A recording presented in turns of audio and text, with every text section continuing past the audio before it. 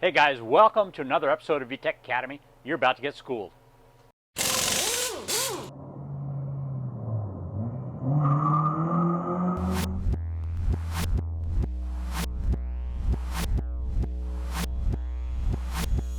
Okie doke, we are here for part 2 of our K23 teardown. Last time, I let you do most of the work, I think. Yeah. But this time I'm going to let him do almost all the work. What we're going to do is tear down the bottom end, do some comparisons. One of the first things we're going to do, though, is we're going to look at the bell housing, and we're going to try and bolt up a few transmissions. We have a RSX transmission and a L15B7 transmission and a K20C Type R transmission. So as a lot of people have probably heard, the regular K20 will not bolt up to this block. We actually need to check that out and make sure that's actually true. But if that's the case, we're going to try the L15 and the K20C since Honda likes to reuse their engineering. So here we go. Our first transmission is from an RSX. This is actually an empty shell. It's nice and lightweight. And the bolt pattern looks similar. You have this top that's got, kind of the angle on it, the 15-degree angle that matches this. So let's see what we got here. Give it a try and see what's up. Is there a dowel hole right there? Is that the hole? Oh. Right there. Should be right there, yeah. Oh.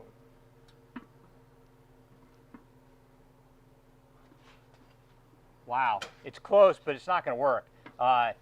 It appears that when we line up the dowel, it's smaller. So it looks like it uses a much smaller flywheel, although this uses a torque converter, not a flywheel, a smaller version of that. The holes were just kind of a little bit short.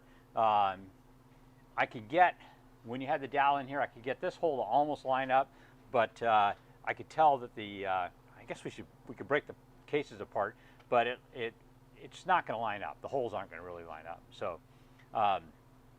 it appears, let's do it one more time here real quick.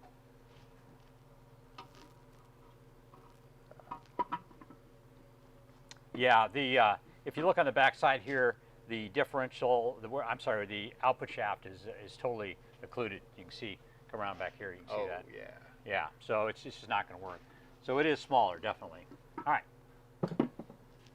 Interesting. Now, I do know that both the L15 and the K20C use a larger flywheel. And by the way, so does the J series. But the thing about the J series is these top two bolt holes, they're actually level. So they wouldn't line up either with this thing. Now, that doesn't mean you couldn't make an adapter plate to use a J series transmission on this, but now you're talking about a lot of work to get kind of a mediocre turbo motor, connected to a manual transmission. If it was making 350 horsepower, probably be worthwhile, but at 240 horsepower, maybe not so much. All right, let's try the L15 transmission. Well, it is a little bit closer, but oops. It is a little bit closer. It's the right size overall. The output shaft actually comes back clear. Let's put that up again. Nah, not really. I'm going to put it back down. There needs to be like a curve in the block right here. I'll tell you an interesting thing about automatic transmission engines. They're bigger, so the differential actually sits farther away from the engine. So they don't really have clearance for the engine. I bet if we looked at some of the other engines, there might be a little bit extra clearance for where the differential comes out. But clearly this one isn't going to work like that. Let's try it one more time.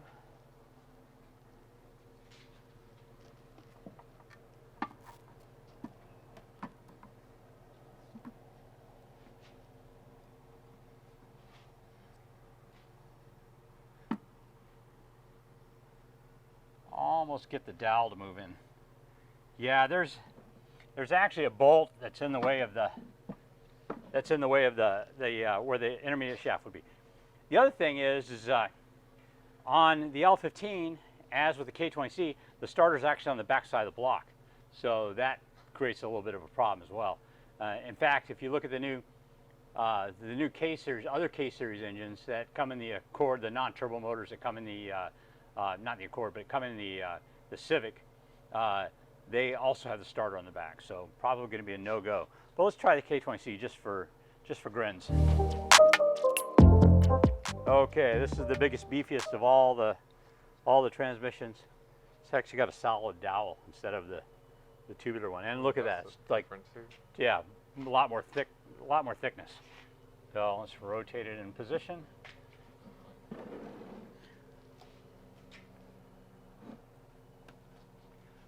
We'll just kind of,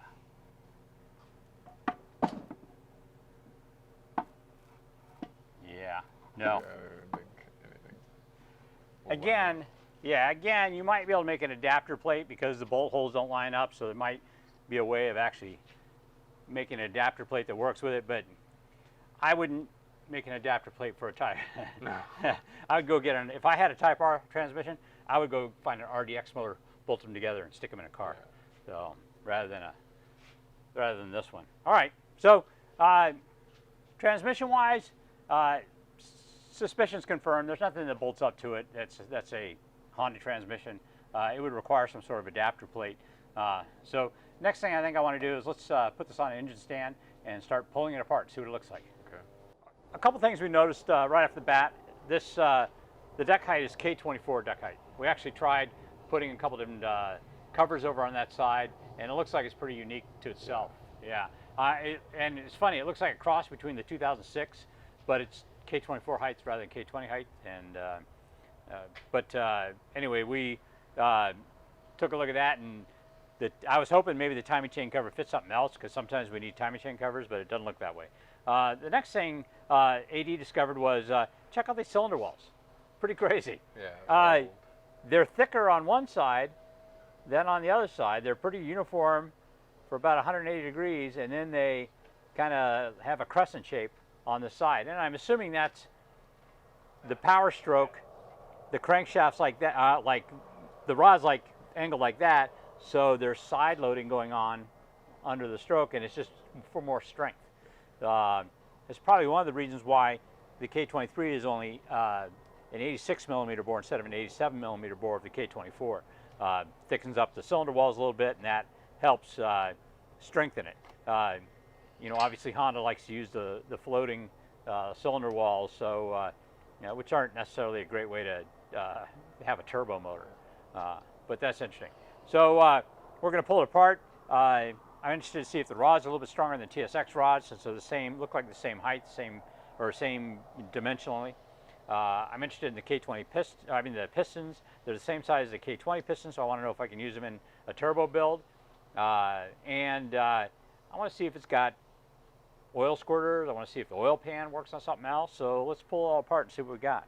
Okay, so why don't you go ahead and pull this off. I'm going to go get an extension to do the oil pan, so you can get started on that.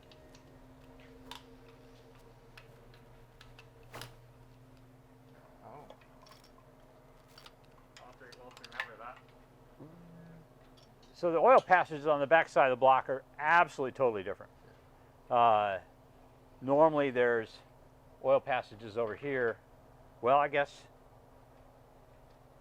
okay, obviously we don't have the head on, so we can't see the VTEC solenoid. But usually there's stuff right in this area. Huh, interesting. You're probably gonna dump oil. Yeah, there it goes. Yeah, well, we'll clean that up. Sorry about that. It's your floor.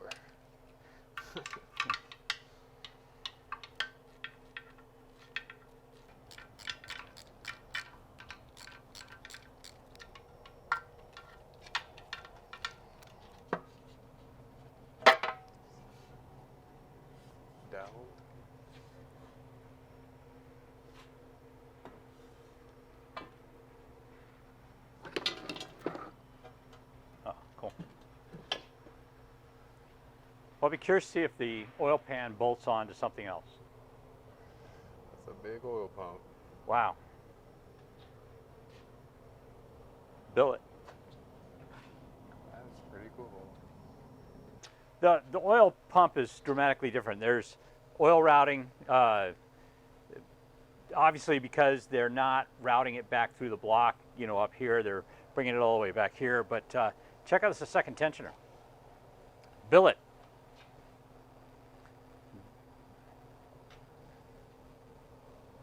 I'm curious, looks like billet, look at all that 3D work. That's crazy.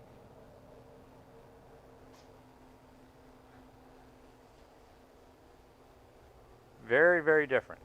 Not usable on anything else. This also lets me know that the oil pan is probably significantly deeper. You can tell how tall this is. So our oil pan probably is not going to work on anything else, even if the bolts line up. Yamada, yeah. Yamada and Hitachi. Like an all-in-one tensioner and timing guide. Wow. That's just crazy though. Look at the serial number, hand inscribed.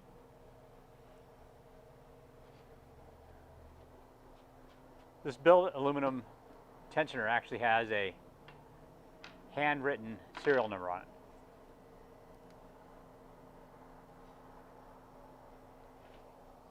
That is some crazy machine work.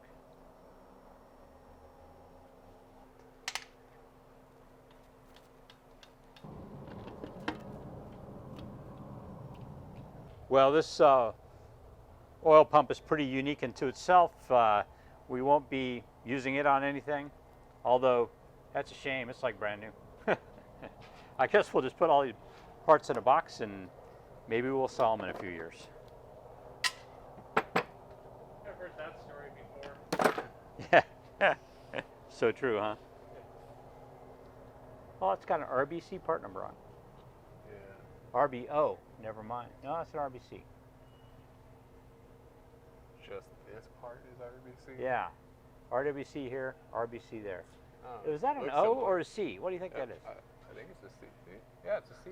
Okay. Looks similar to that one.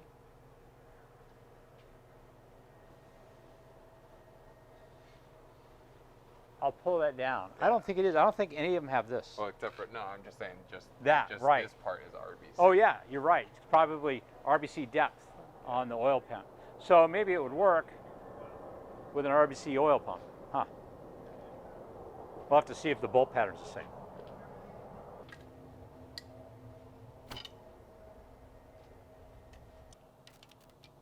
Were they something American or just something custom made? That hurt.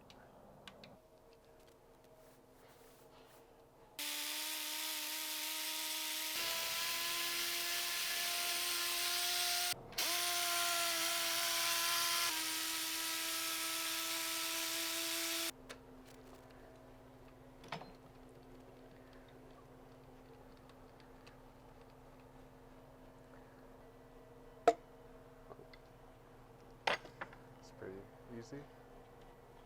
So this is a new thing with Honda with the reverse stars. I guess we'll have to add that to our, Tool list? this must be piston number 3.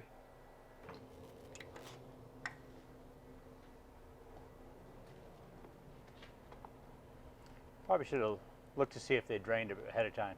Yeah.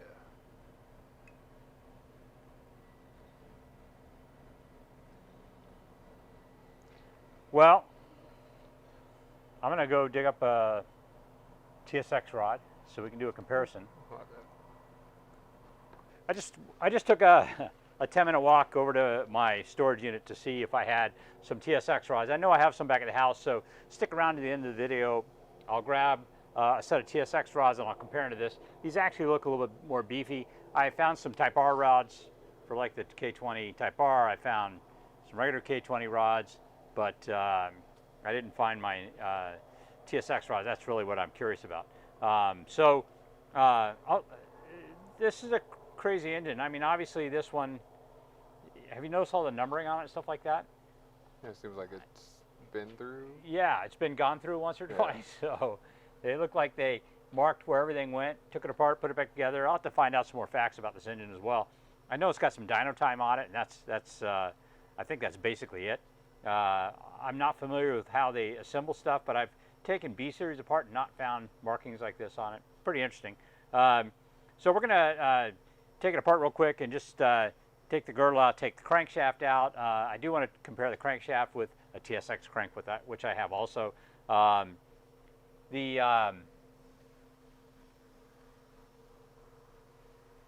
Was there a reluctor on here? There was, wasn't there? Yeah. Yeah. So it uses the normal crankshaft sensor. That's right. Okay. So let's go ahead and break down the rest of the way and grab the crankshaft out of it, and then we'll take a look for the oil squirters and wrap it up.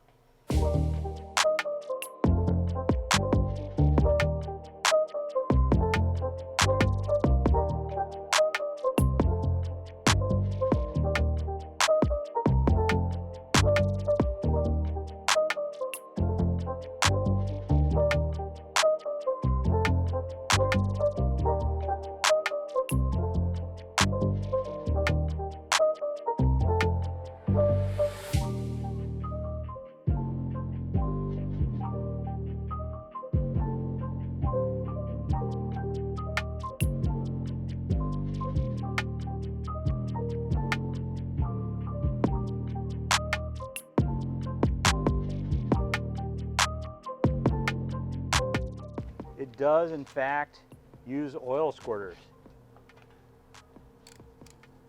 Let's take one out and take a look and see how they work.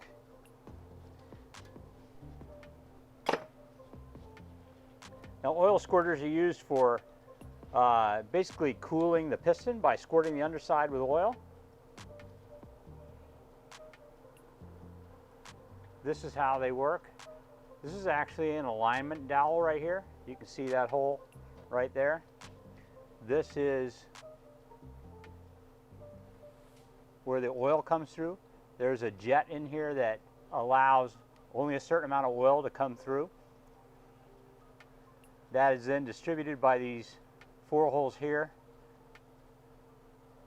to the, see how there's a gap there? So the gap is filled with oil, and then it comes squirting out of the oil squirter. You can actually retrofit these into any of the engines. There's bosses on all the K-series motors for the jets. So basically, you center punch into the the boss looks kind of like an 8 with a or what's the name of that droid on the latest Star Wars? BB-8. BB-8, yeah. Looks like a BB-8. Okay, so you would center punch where his head would be, drill a hole, I'm not sure, I'll have to measure it, probably like 4 millimeters. Drill a 4 millimeter hole there. Then you could actually take your oil jet and set it down in there into the hole, pilot hole you drilled, and then from there you could use the center of the hole to then center your second hole, and then you would need to thread it with this looks like an M8 by 0.1 pitch. I'll have to see what it actually is, but it's an ultra fine threaded pitch, and we've done that before. We actually took a CRV block, one of our first turbo blocks, and added these oil squirters in. So I'm going to save all the oil squirters to use on one of our project cars, because some of the blocks don't have them. So it's almost like a banjo boat, right? It is like a banjo bolt, exactly right. So anyway, I'm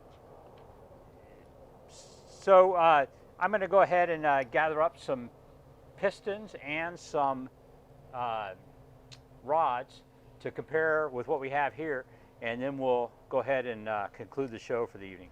As promised, here's a little bit of a follow-up on what we're doing. We have here the RDX rod and piston. We have a TSX rod with a piston from an S2000.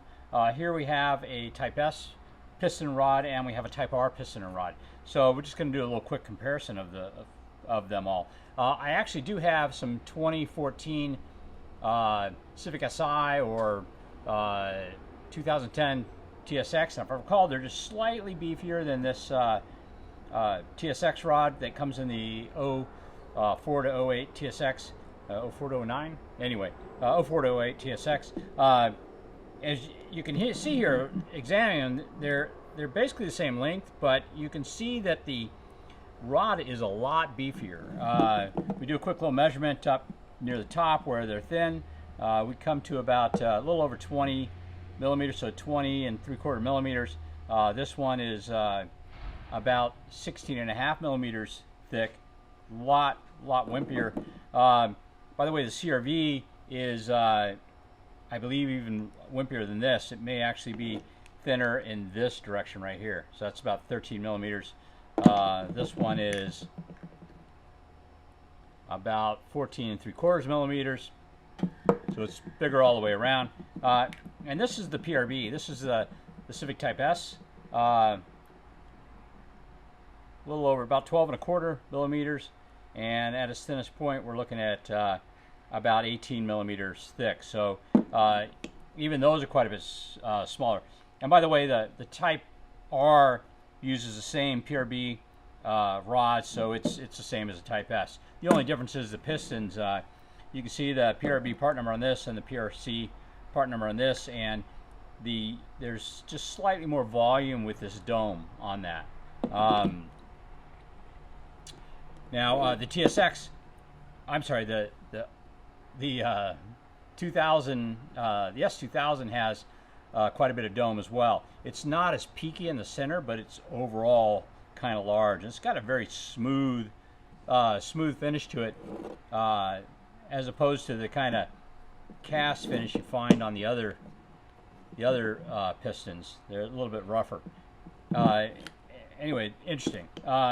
So I think what I'm going to wind up doing is we're going to go ahead and initially just take a base RSX engine, put our head from the RDX on it, and see what kind of horsepower it makes. Those are kind of wimpy rods, but you can't really put the Type S rods on there. It's got a different bearing size. And speaking of bearing sizes, the part number for the bearings on the RDX are the same part numbers that you find on the TSX, so we should be able to use these on the crankshaft no problem. We did find that the main bearings on the crankshaft from the RDX are the same part numbers as the base model RSX, so there may actually be a difference in those bearings. So we'll need to do some measuring to see if they're interchangeable or if there's physically a difference in the side of maybe the main shaft journals.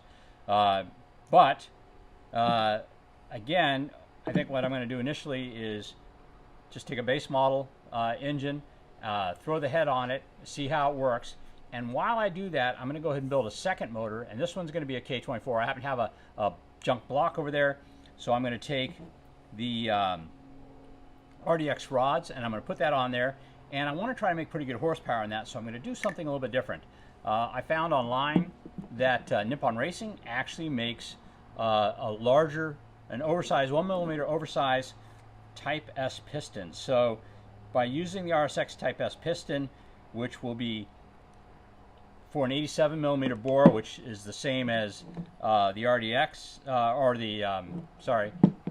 which is the same as the Accord, I should be able to have a much higher compression ratio motor. That higher compression, along with a little bit of boost, should yield some pretty good horsepower numbers. So I'm hoping to be able to get well over 300 horsepower out of that combination. So I look forward to doing that. Now, just while we're on the subject of pistons, you can see how dished the RDX piston is. The CRV piston is dished as well, not as dramatically. The TSX piston is very flat. It's got this peak that's built in there where the reliefs are, but it's pretty much even with the top of the piston. Another thing is, you look at the pistons, you have this ringland here. The ringland on the RDX is just ever so slightly thicker. Right now it's measuring about 7.3 millimeters. If we come over here to the S2000, those are reading about 7.15, and then on the Type S, it goes down a little bit further. Those are about 6.75 millimeters. So I am expecting a slightly weaker piston possibly on the ringland, but hopefully we're not going to do so much boost that it's going to cause a problem with that. And as long as we tune it properly without pre-detonation, we should actually be safe. So we're going to take, I have actually two RDX motors. We're going to take one of them, stick the head on to the base model motor. We're going to take the other one and actually build a purpose-built K24 using that head and turbo and see what kind of horsepower we can get. And those videos will be coming up in a little while. Thanks again for joining us here on VTEC Academy. I hope you learned something. I know I did. And please, if you like what you saw, hit the subscribe button down below. And if you want to, you can even click on the bell. That means you get a notification every time we have a new video. And please take a trip over to VTEC Academy website, VTECacademy.com, and check out some of the merchandise we have. We have hoodies, and it's coming up for cold weather. We also have new beanies, and anything you purchase actually helps us bring more content to you. Thanks for joining us.